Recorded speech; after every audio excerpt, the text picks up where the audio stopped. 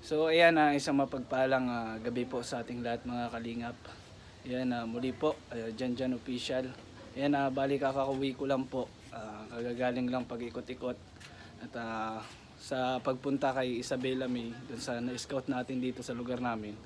At napakalaking karangalan po, ipapaalam ko po sa inyo na si Isabela May ay napuntahan kanina ni Kalingap Rab. Abangan nyo na lang po yung pag-upload ni Kalingap Rab dun sa vlog na yon.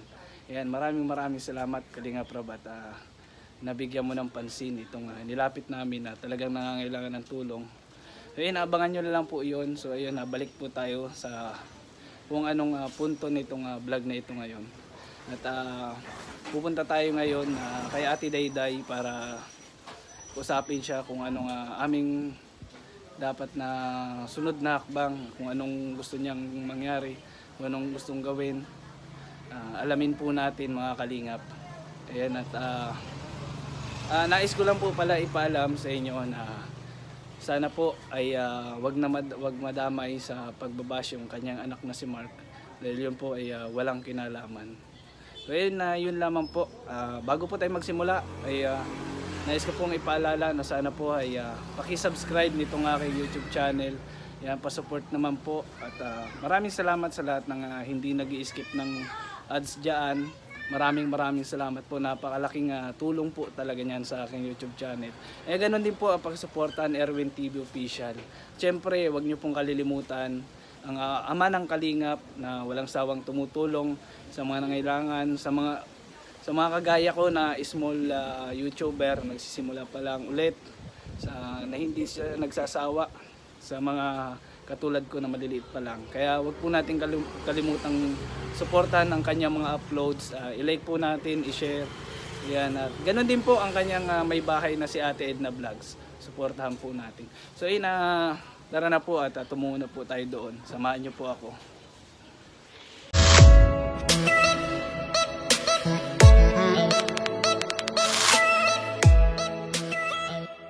So ayan, mga kalingap, nandito tayo ngayon sa tindahan ni Ate Dayday. Ayan, sa kung saan ay maraming komento about sa nangyari na pambubudol ni Ate Maylin. And at ito si Ate Day ang isa sa mga budol ng 5-5 sa panghilot ni Ate Maylin. At may mga komento na lugi ang tindahan ni Ate Day, na dapat hindi siya nagpaloko at hindi siya nagbigay ng ganong kalaga, kapalit lamang na panghilot. Although wala namang problema po dun sa panghilot, kung totoo talagang nanggagamot si Ate Maylin, wala naman pong problema dun. Okay naman yun kung gumaling na sila. Sa usapin pong ito, ang problema po kasi dito, yung presyo, hindi na po konektado dun sa presyo yung estilo ng paggagamot, kasi sobrang laki po nung hiningi na kabayaran. Umakin nyo pong 5-5. Marami nga nagsabi na dapat nagpa-doktor na lang, nagpa-ospital. Hindi pa ganun kalaki. Sigurado pa na malaman kung ano talaga yung sakit. Yun po yung mga marami pa pong iba't ibang komento ang aking nabasa. Yan po ay nakalagay dyan sa comment. Mabasa mo dun sa ating unang upload. Ngayon, nandito tayo ngayon para tanungin si Ate Dayday kung anong sunod na plano, dahil gusto niya talagang mabawi yung 5-5 na kanyang nagastos, dahil yun po ay inutangan. At gano'n na rin po, isa pa sa dahilan, nagagalitan na ng kanyang asawa na tutol na nga dun sa pagpapalunot niyang yun. Ayun na ngayon po, tara po at usapin natin si Day. Si Day, kamusta? Yan, medyo ginabi na naman ako. Dapat ay plano ko talaga, kanina pa dapat ako pupunta, kaso nga may bigla ang kaming lakad nila Kalingap Rab. Pinuntahan namin yung na-scout natin doon na tinutulungan, si Isabela May at natulungan. So yun natin Day, maraming nagsabi na dapat daw ay hindi ka nagpayag ng ganun kalaking bayad na kumpara sa ganung panggagamot, dahil alam naman natin na talagang nabudol ka, dahil nga although wala naman talaga Ate Day problema doon sa panggagamot. Wala masama doon. Problema sa akin kung gumaling ka nga. Kung totoo naman nga niya sinabi niya. Pero tapos, ang kasi doon, ang mali kasi pero doon. yung malalaman ko na hindi pa daw po napasok ito. So Yun na nga, pasensya po kayo at may mga bumibili. Hindi natin pwedeng antalain ang negosyo para makabawi si Ate Day sa kanya. So yun, balik tayo doon. Wala nga Ate Day problema doon sa panggagamot. Ang problema nga doon ay usapin sa bayad. Oo, yung dun sa bayad. May mga nagsasabi na may pagkakamali ka rin kasi naniwala ka, nagbigay ka. Oo, tama naman sila doon, pero ang point kasi dito, dahil na rin siguro sa takot, pangamba, Oo, dahil nga sa tama. sinabi sa'yo, Oo, na- tama. Yun nga ang nag-udyok sa akin na na, sa'yo na magpagamot na talaga. magpagamot sa kanya. Kasi sabi nga niya, hindi daw, yung nararamdaman ko daw ay hindi daw kaya ng doktor. Oo. Parang ang ano ay siya lang daw, parang siya yung makakagamot nung nararamdaman ko, hindi daw doktor. Kasi kung sa doktor daw, mas lalong malaki pa ang gagastusin namin. Ganon. Tapos, yung unang ang ano niya sa akin, dahil nga, sabi niya sa akin ay, tatapatin na daw niya ako, na yung nararamdaman ko daw, lulumpuhin daw ako nung nararamdaman ko. Kaya sabi ko sa kanya, ate, wala pa akong perang hawak, mag-iipon muna ako, pagbalik mo na lang. At ayaw rin kasi pumayag ng asawa ko. Ngayon, edi mabalik na lang daw siya. Tapos nagpunta sila dun sa unahan. Tapos pagkabalik niya, tapos umalis na yung asawa ko. Inano na naman niya ako, nandun ako. Sabi ko, pagbalik mo na lang po ate, ako mag-ano. Pinipilit niya ako, gawaan ko nga daw ng paraan. Kaya nag-ano ko dun sa bayaw ko. Nagbakasakali na may pera. Tingnan nyo, Inapahiram lang naman sa akin ay 1,000. Doon pa lang ate, may manggagamot ba na pipilitin kang magpagamot? Oo nga, kasi sabi Tsaka nga doon niya, sa sinabi sa iyo na malala na na lulumpuin ka. Siyempre, Lulumpuin nga ni kahit ako sino ng- naman po ganun, siyempre nararamdaman maniniwala na ko matatakot na. oo. Hindi siyempre, pilitan ka na rin Oo. magpagamot. Tapos yun nga ni, pinipilit niya ako. Sabi ko, pagbalik mo na lang ate. Tapos sabi nga niya ay, tatapatin na kita ha. Yung buhay ko nga ni daw ay hindi daw ako tatagal. Parang hindi ako tatagal. Aagapan nga daw niya yun. Tatanggalin nga daw niya yun. 3,500 nga daw kasama yung anak ko. 3,500 na lang daw ang Tapos may plus pang 2,000. Oo, yun yung hinihilot na niya ako. At meron nga daw akong landi sa loob. Tinitira daw ako sa loob. Tatanggalin ko daw ba? Kung tatanggalin daw niya, mag-adaw ako ng 2,000. Kaya nag-add ako ng 2,000. Para lang maalis nga. Dahil naniniwala nga ako sa kanya. Siyempre, takot ko din. Kasi siyempre, maliit pa naman baga ang maliit pa yung anak ko. So, ayun yung way ng Yun modus niya para mapaniwala ka, Oo, para maingganyo ka maniwala talaga ako, na oo. magpagamot. Oo. So, Ayaw ko talaga. Pinipilit nga niya. Kasi alis nga daw siya. Mapunta daw siyang Baguio. Kaya Matatagal-tagalan daw napilitan siya. ka na Napilitan din. ako gumawa na lang nga ng paraan. Kaysa Para naman nga yung sinabi magkatotoo nga niya, na oo, malumpo ka. Malumpo ako.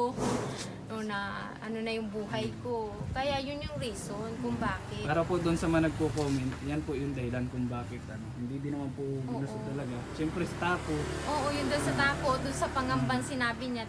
Kasi nga, sabi nga niya, hindi daw doktor ang makakalunas nung nararamdaman ko. siguro kahit Siya lang sino daw ang naman kapag makakatanggal ganun na nun. hindi Kaya talaga syempre, alam. sa akin naman, para maging okay ako, maging ano yung sabi niyang nararamdaman ko, ay pumayag na lang din ako kung sa gusto niya para lang.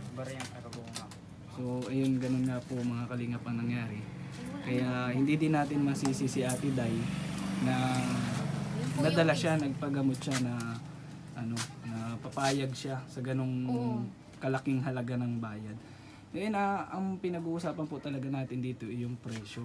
Oo, yung yung sa panggagamot talaga wala talagang problema. Oo. Kung talagang totoong manggagamot. Ang problema nga lang yung style ng kanyang May presyo pag kasi. ng presyo. Yun po ay isang uri po ng modus yun. Ikaw ba naman takutin?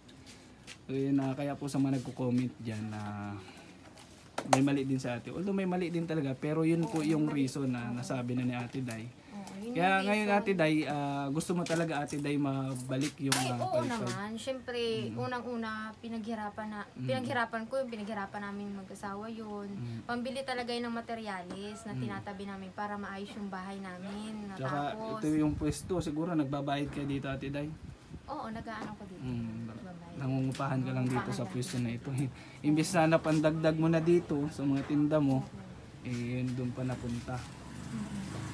So yun, anong plano mo Ate Day? Ang plano natin, kung dadaanan natin sa legal, ang pinakauna mong dapat gawin ay mag-report sa Oo, magbarangay. sa barangay. Mag-complain ka doon. Mas maganda sana kung kasama mo din yung ibang Oo. nagamot mag-complain. Oo, Kahit siya. siguro itatlo sa inyo Mm. para mas maganda.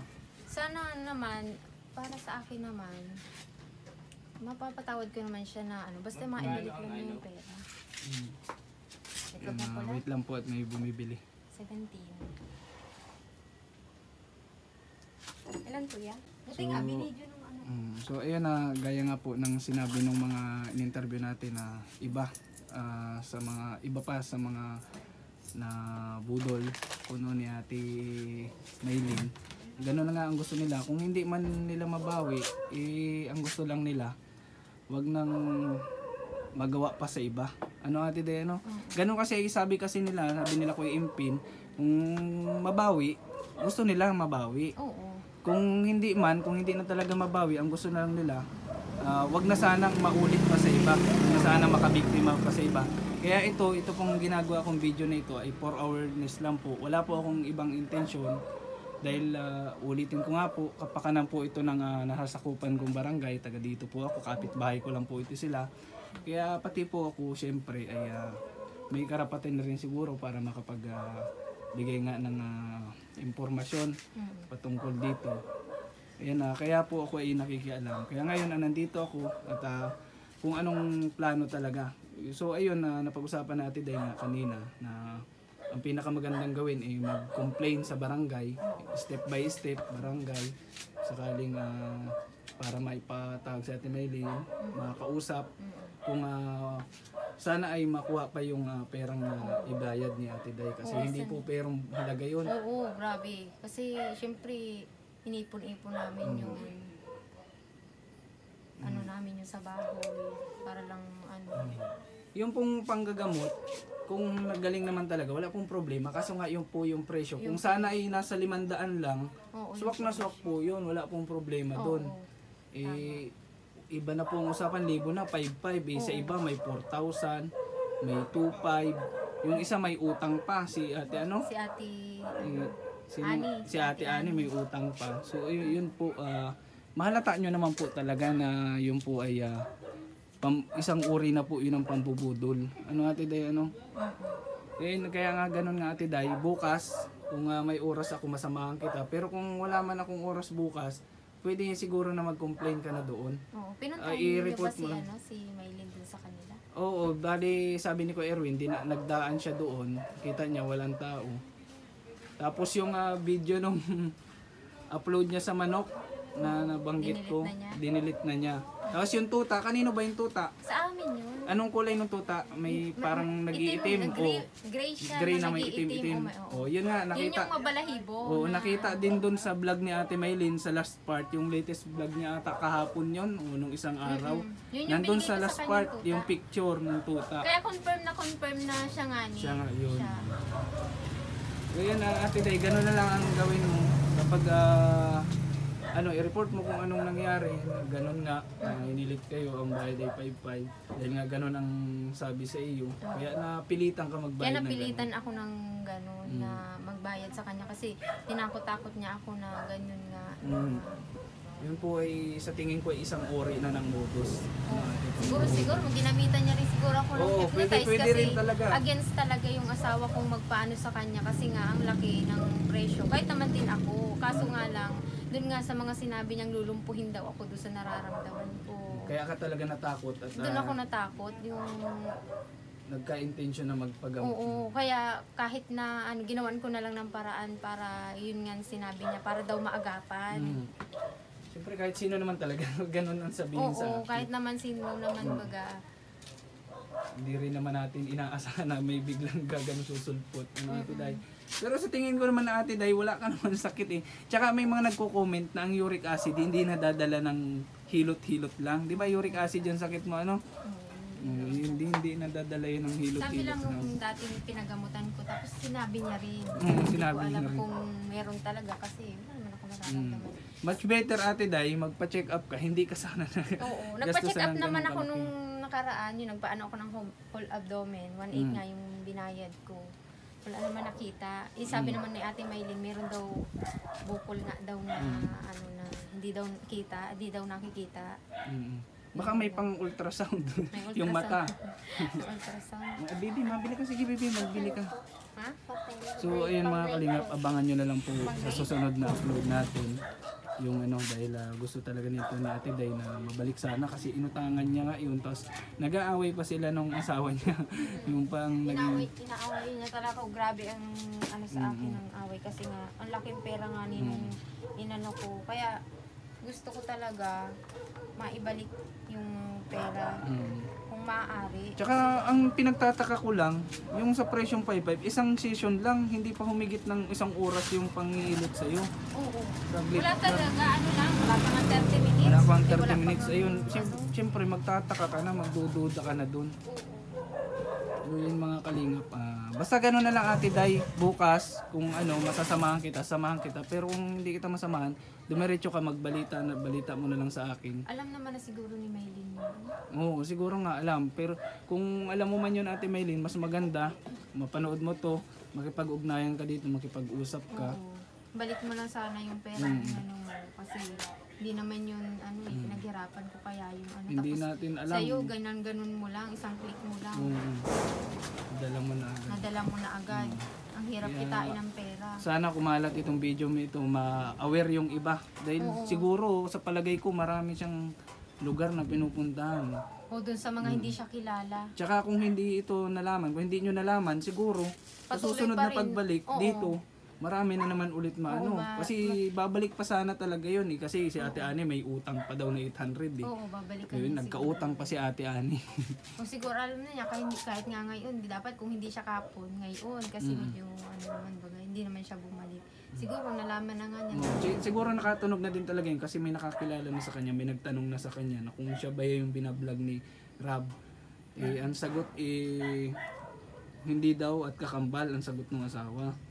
Well, siyempre, doon pala, bakit po kailangang magsinungaling kung siya ay totoong manggagamot? At saka hindi ko talaga yung kilala, hindi namin dyan kilala.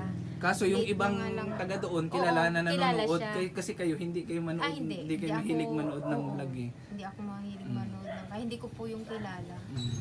Yun lang ang isa sa mali ni Ate Maylin. Wala problema Ate Maylin sa iyong panggagamot. Oo, sa panggagamot. Manggamot ka lang po. Pero yung uri po Yung ng presyo, iyong yung presyo, taka yung style ng pag ano mo sa tao na ganito ganyan. Yung panluloko yung ginagawa niya. Panluloko na po yun eh.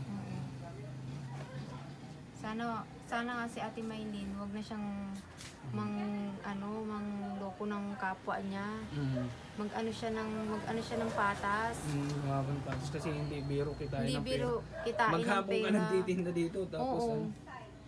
Tapos ganyan lang ang gagawin niya, yung pinaghirapan mong pera. Siya, nilulusday-lusday lang niya ng ganun-ganun. Kunting along niya, 5K, 5-5 agad ang inano niya. Samantalang yung perang pinag-anuhan niya noon, hirap na hirap ipunin, kitain. Kaya ayun. Kaya gusto ko sana talaga mabalik yung perang. Kasi nakakapanghinayang talaga yun. Balik niya yung perang ano ko sa kanyang 5. Kasi maraming nagko-comment Ate Day na ano, na ipapulis na nga daw, ipabarangay Tapos na. yung yung sabi nila sa doktor, tama naman sila. tama Doktor sila. naman talaga. Kasi yun nga sinabi ni Ate Maylin, hindi daw doktor ang makakagamot Kaya sa nagka-interest ka akin. talaga Kaya na nagka-interest sabi niya, yun nga, gagamutin nga daw niya, tatanggalin nga daw niya yun. So yun Ate Day, anong mapapayo mo sa mga pwede pang maging biktima ng ganitong style? Anong maipapayo mo sa kanila? Wag basta-basta maniniwala sa sa sabi-sabi, sa recommend. Mas maganda talagang sa doktor, magkonsulta na lang. Isa maniwala sa mga mga taong sinungaling. Tsaka hindi mo pa kilala talaga sa mga na bagong ano pa lang. Oo.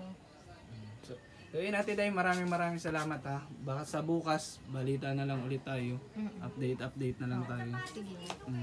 So ayun nga mga kalingap, maraming salamat kay Ate Day at nakikiisa siya sa atin dahil sa kagustuhan niya nga mapabalik. Sana ay ma-action na natin ito. At, kung hindi man, Sana ay wag mo na sana Ate Maylin ituloy yung ganyang gawa dahil napakapangit po niyan. Yan po ay may karma. So yun, hindi naman kita binagbabawalan manggamot kung talagang nanggagamot ka. Pero sana ayusin mo naman po dahil ganito na nga dito pa sa kabarangay ko nangyari yung hindi inaasa ang mangyari na kagaya nga dito, nadala mo ng 5-5. Yung iba pa, marami. Kasi tinatala na nasa 16,000 daw lahat-lahat. So matotal yung iba pa na ano sa'yo. Eh dito kay Ate Day yung pinakamalaki kasi 5-5. So yun pangiwi na lang talaga ng ganito. Ang sakit sa sakit sa damdamin nun. Sa damdamin, hindi lang sa damdamin, sa bulsa. So yun, abangan nyo na lang po yung susunod na update natin bukas. Sana masamahan natin si Ate Day kasi may lakad ako bukas ay mapasimento ko na yung flooring ng bahay ni Nanay Maylin para mautay-utay. Pero tingin ko sana mag-oras ako, samahan ko talaga ito si Ate Day. At update ko na lang po kayo sa susunod na mangyayari. So yun, hanggang dito na lang po. Ako po ay magpapaalam na. Maraming salamat po sa lahat ng sumusuporta. Ayan, bago pa lang po dito sa aking YouTube channel ay huwag niyo pong kalimutang mag-subscribe. Ayan. At syempre, i-click niyo na rin po ang notification bell para updated po kayo sa aking mga susunod na uploads. Ayan, at maraming salamat po. Sa lahat po na hindi nag-skip ng ads, maraming salamat po. Ayan, stay safe po sa ating lahat and God bless po. Bye-bye. Ate Day, magbabay ka na. Ayan, salamat Ate Day.